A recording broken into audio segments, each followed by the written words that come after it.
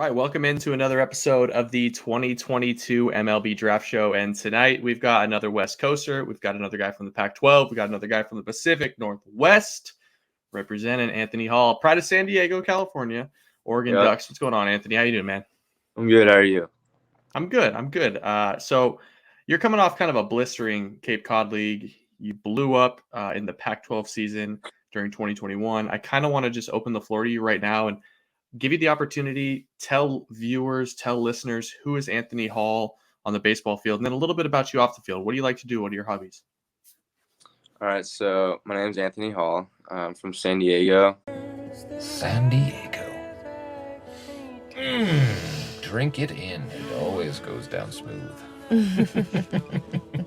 On the field, I just try to have fun, play loose, just play like I did growing up. Off the field, I don't know. I just kind of like doing like stuff outdoors, just hiking. A big hobby of mine is going to the beach. I'm from San Diego, so I kind of grew up going on the beach and all. But yeah, just trying to do like explore like different spots, like especially out here in Oregon, the hiking spots are pretty good. Also like going to the driving range too. But There we go. I'm not the greatest There at we golf, go. but the driving range I can hit some balls pretty far. You get 1 point if you can hit this golf ball out there with this stick. Go ahead. Well, I want to talk about.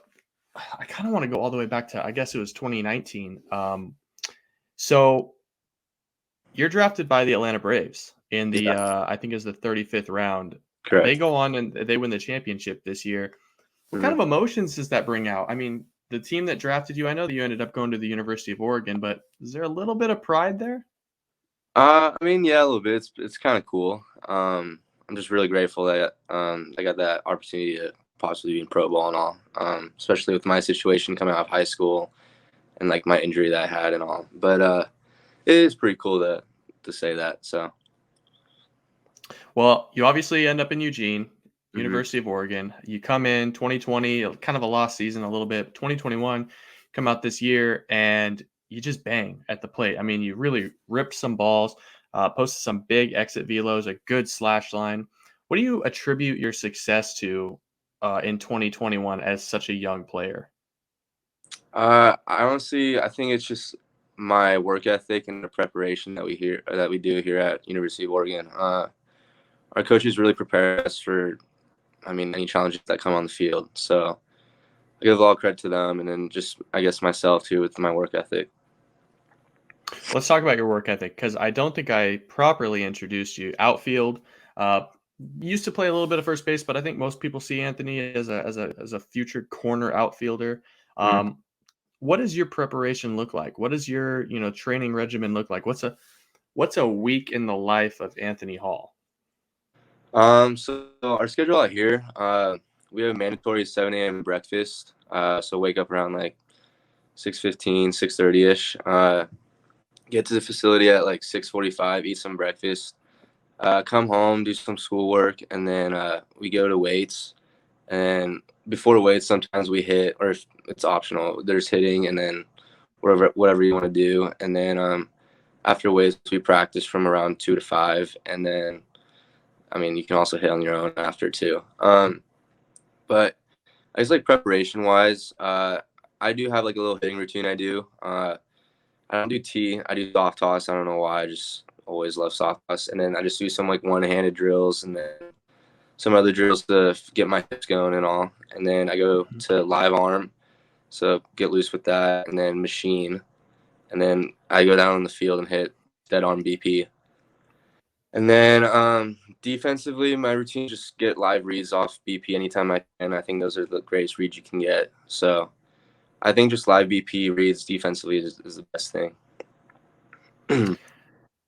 Oregon, I think everyone would agree, is the cutting edge of tech, cutting edge of kind of D1 athletics. And so you're going to have access to the hit tracks, the Rapsodo, anything and everything that the K-Vest, anything and everything that you'd want to kind of dissect metrically where you're at in the box. Do you prefer to use tech, or it almost sounds like you're like a strictly feel guy? No, I like the tech stuff. I think it's definitely beneficial. I think there has to be a balance between it, though. I mean, Yeah. I don't think you should definitely rely only on the tech. I'm a big video guy, to be honest with you. I like taking video of my swing, just kind of seeing if I'm making the right moves, and then I compare them to big leaguers and all. So I think there should be a balance between it, but I definitely think the tech is a good piece of it.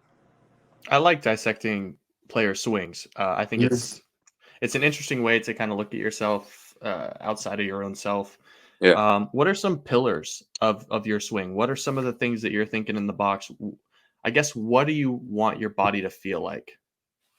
I mean, in the box, it's like a whole different mindset, in my opinion. I mean, if you go up in the box thinking about like mechanics, I don't think you're really going to succeed that much. You sound like a golfer now. But I mean, I think a lot comes in during like the cage and stuff, and like I think I kind of like, for me personally, it depends the day by day. I mean, one swing you can feel great, and then the next swing could feel horrible. It's just how baseball works, unfortunately. But it's a day by day thing, and what you need to feel that day, you need to specifically focus in on. You mentioned kind of comparing your swing to big leaguers. You got a pretty powerful lefty cut. Who do you compare your swing to? Who do you like to model your swing off of? I mean, I wouldn't say like model like a specific swing off anybody, but I think people who make like the greatest like moves, I guess, in their swing. I guess say like Joey Votto is always a good one. I like Barry Bonds' swing a lot too. I think those two mainly. I mean Griffey too, but he's just a whole different level of. It's a status quo. Yeah. But I think Joey Votto and Bonds I like their swings a lot.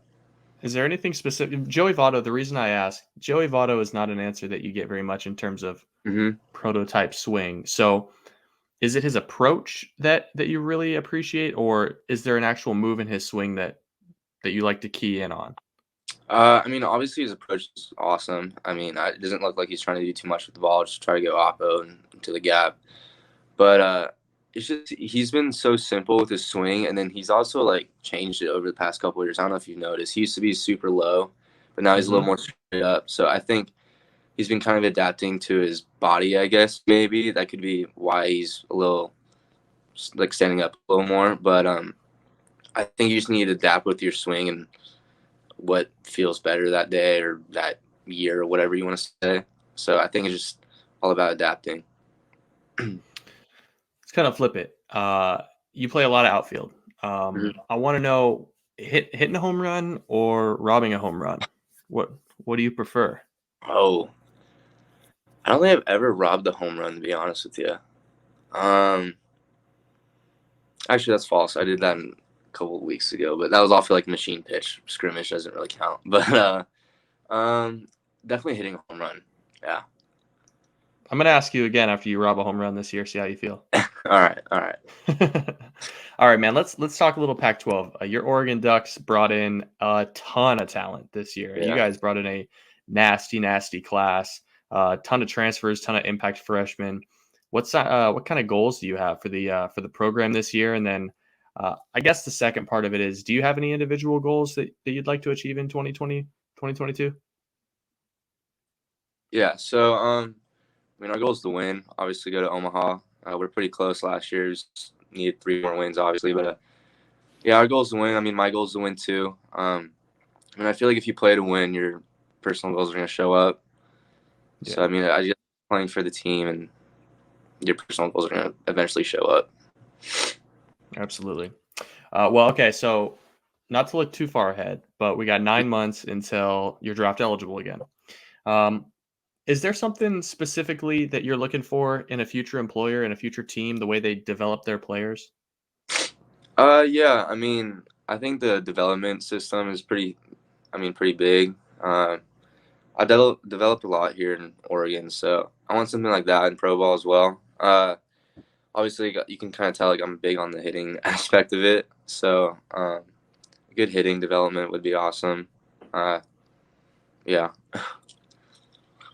All right, let's talk a little Pac-12 opposition, because I know that you haven't had the chance to travel as much as some other guys because of the 2020 shutdown and things like that. But I like to ask these questions to kind of keep you on your toes. Now that you've traveled a little bit, is there an opposing fan base that needs to bring more noise to the field? Oh boy. And you're not allowed to say Wazoo. Specifically in the pack only. You can go anywhere you've traveled. Okay. Really want to say Oregon State, but I can't because they weren't allowed to have fans. But let's see.